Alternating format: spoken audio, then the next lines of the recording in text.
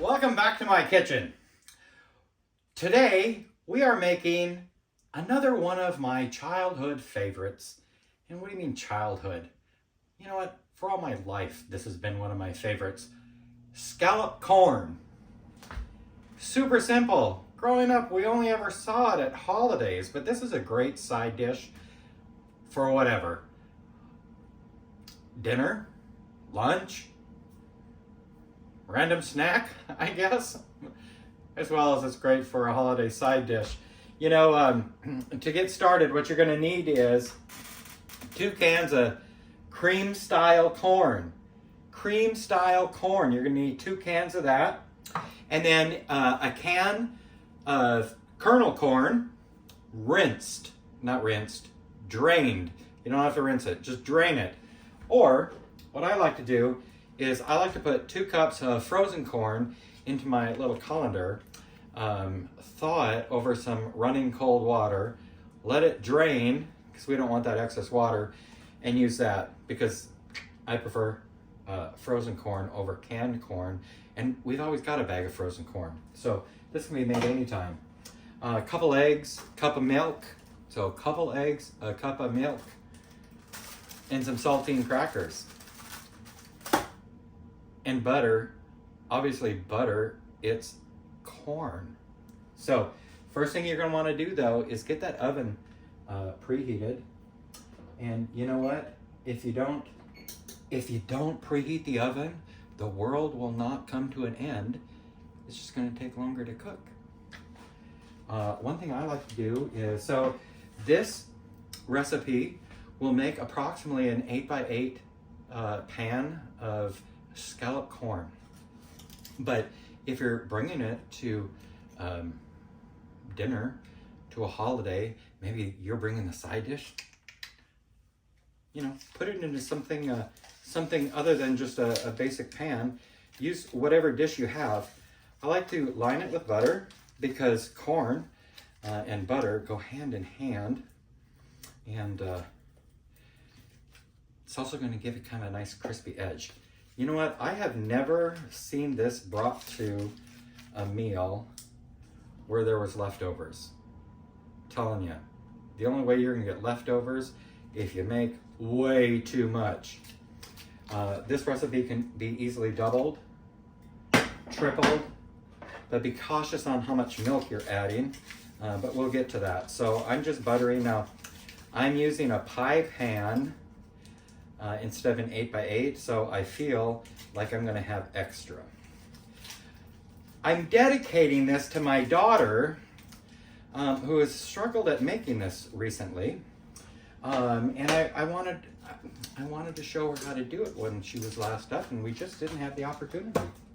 Okay, so I've got my dishes buttered. If you don't butter it, oh well, it's just gonna take a lot longer to clean it. So get that corn in there. Get your cream style corn in there. Both cans.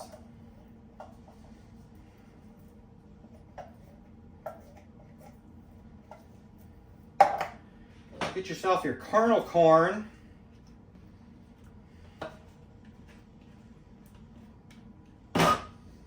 Give that a quick little mix. So that's what I like it to look like.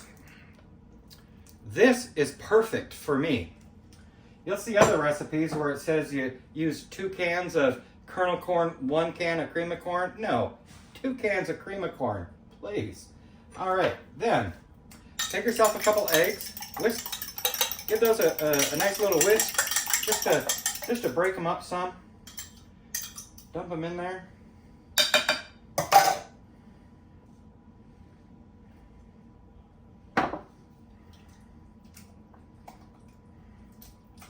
Incorporate that a little bit. Then we're going to add 1 cup of milk. You know what? Use whatever you have. If you've got heavy cream that you're looking to use, you've got, well, I wouldn't use 2% or skim, but hey, you know what? If that's what's in your refrigerator, make it. This stuff's going to be delicious. Tell you. Either way, it's going to be delicious. But I use whole milk because, well, that's what we have in our house. Then I'm going to give it a good amount of pepper.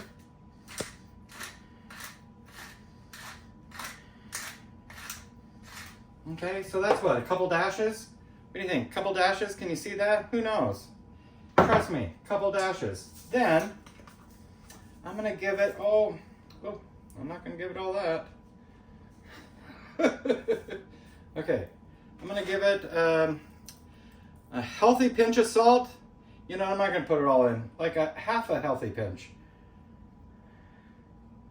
You can get the rest in the bowl. Okay, nothing else. We'll trick the ants. We'll throw that on the floor. The ants will think it's sugar. They'll eat it. They'll be sorely disappointed. And then 3-4 tablespoons of melted butter. You know, 3, 4, I use 3. But then again, I eyeball it, so. And then, many of the recipes is going to say maybe put some freshly grated onion in there. I know a lot of people who just, get all wigged out about onion, even if it's grated. So, I found that if you put a little of this Worcestershire sauce in it, couple dollops, that'll do ya.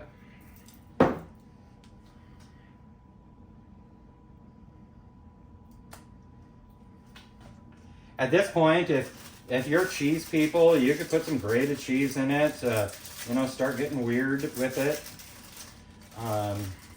Maybe cut up some jalapenos or other peppers or whatnot. But if you want the basic, that is delicious on its own, that I'm telling you, you bring this to Christmas, to Thanksgiving, any random get-together, they're going to love this. And then start with about a half a sleeve of saltine crackers. Get that crunched up really good, for uniformity's sake. Yeah, for uniformity's sake. And then mix that up.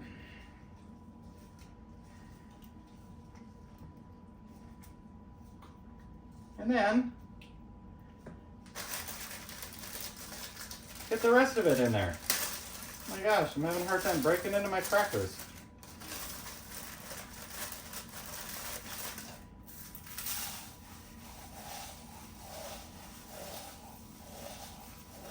Now some of you might be, what? Saltines? You should be putting cornmeal in that.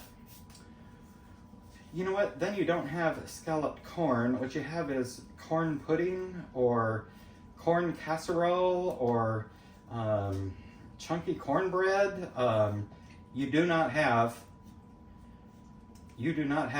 cream of corn or scalloped corn. Just babbling on endlessly here.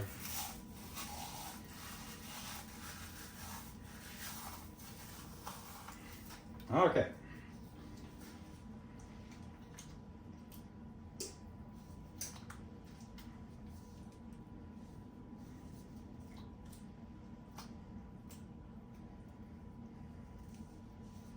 All right.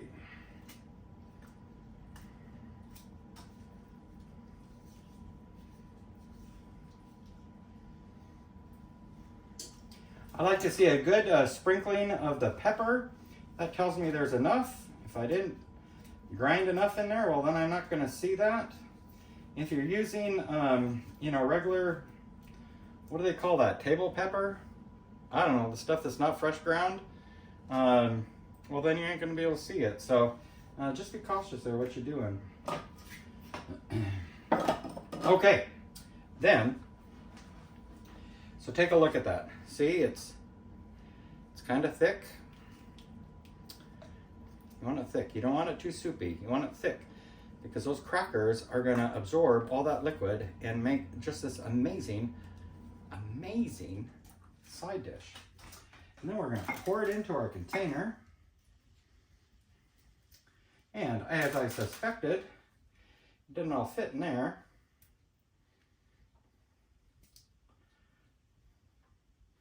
Ooh, that's going to be nice and full. So this is going to fluff up just a little bit, depending on your container that your dish that you're putting it in. So, oh, look at that, oven's up to temp. So this I'm happy with. I'm going to put that right in the oven. But if you're using a regular square 8x8 Pyrex and you brought it up to the edges, you're going to want to put that on top of a cookie sheet in the oven. Otherwise, well, someone's going to be cleaning the oven. So, all right, we are going to put these in the oven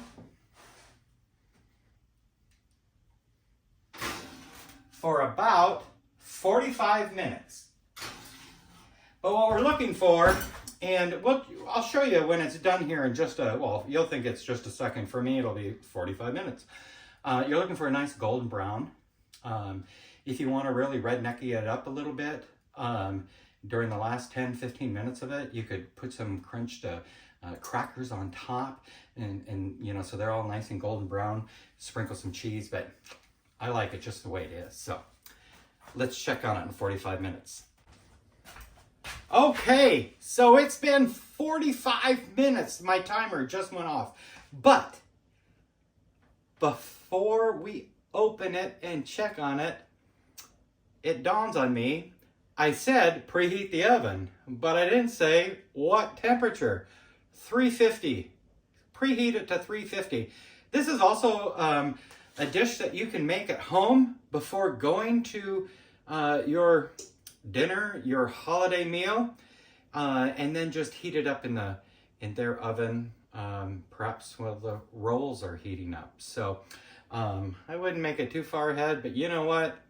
If you happen to have any leftovers, you can microwave this on a plate, a little butter. Wonderful. Okay, let's check it out. Oh, and I'm telling you, this smell, it's just amazing. Oh, and these are done. These are perfect.